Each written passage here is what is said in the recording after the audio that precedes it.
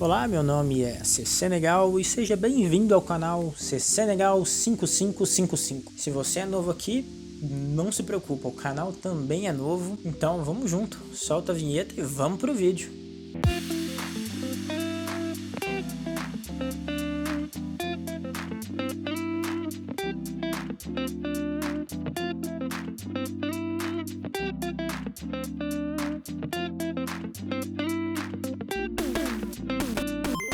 Recentemente eu terminei Resident Evil 7, e quando eu terminei o jogo eu tive um estalo.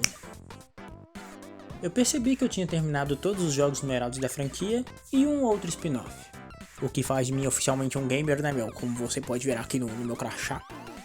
Eu não zerei todos os jogos, alguns por preguiça, outros por falta de dinheiro e outros só porque era meio bosta mesmo. Tá, mas o ponto é que eu joguei Resident Evil o suficiente pra saber o que faz da franquia o que ela é.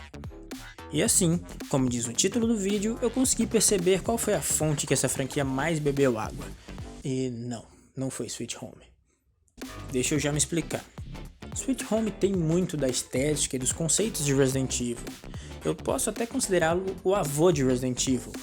Mas a gente não pode esquecer que Sweet Home é um RPG. Então ele traz uma experiência de gameplay bastante distinta de Resident Evil. Pega o Final Fantasy VII Remake, por exemplo. Ele tá de fato recriando parte da experiência de Final Fantasy VII, principalmente no quesito de narrativa. Mas a partir do momento que um RPG se torna um jogo de ação em tempo real, é claro que o gameplay dele vai ser baseado em outros jogos, e não no Final Fantasy VII original.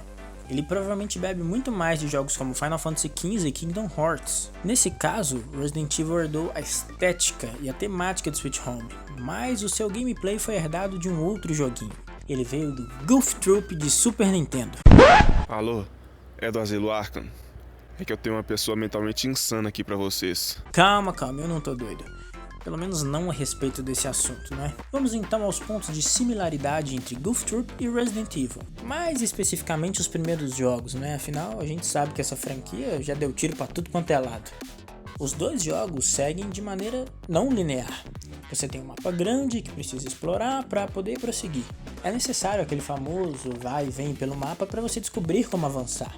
E por mais que Goof Troop seja um jogo dividido em fases, ao contrário de Resident Evil, é preciso levar em conta que a época que ele foi lançado, isso era meio que padrão. Porém, isso pode ser comparado em Resident Evil às vezes em que trocamos de cenários e não voltamos mais no cenário anterior, que a gente já fez tudo o que tinha para fazer lá.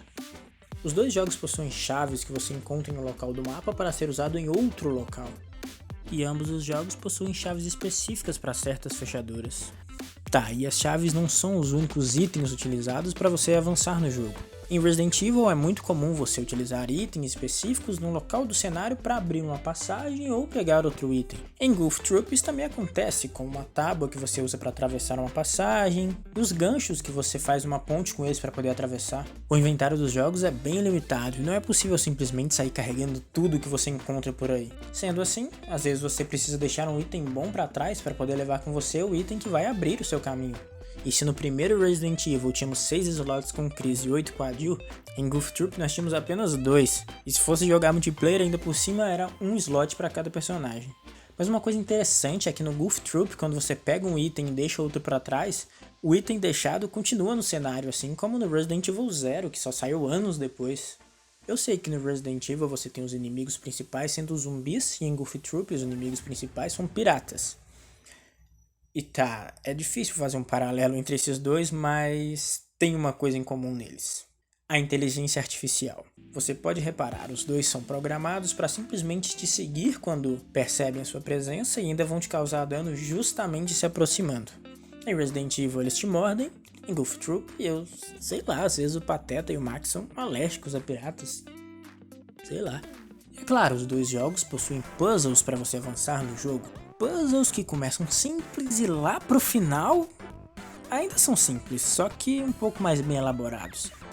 E aí também nos dois jogos o que geralmente segura um jogador novato de avançar são os puzzles e não os inimigos. E só uma menção honrosa aqui pro combate dos jogos que... Tá, eu sei que arma de fogo e jogar vaso de planta e barril nos inimigos não é a mesma coisa. Mas os dois jogos utilizam combate à distância, não é? E provavelmente uma das maiores provas que um jogo pode ter pegado muitos elementos do outro é que os dois jogos foram produzidos pela Capcom, né? Tá, mas isso não é o suficiente para você ainda? Tá, então vamos ver os diretores dos jogos para ver se eles eram amigos, se eles já trabalharam juntos, ver se colaboraram, né? Tá, o diretor de Resident Evil é o Shinji Mikami.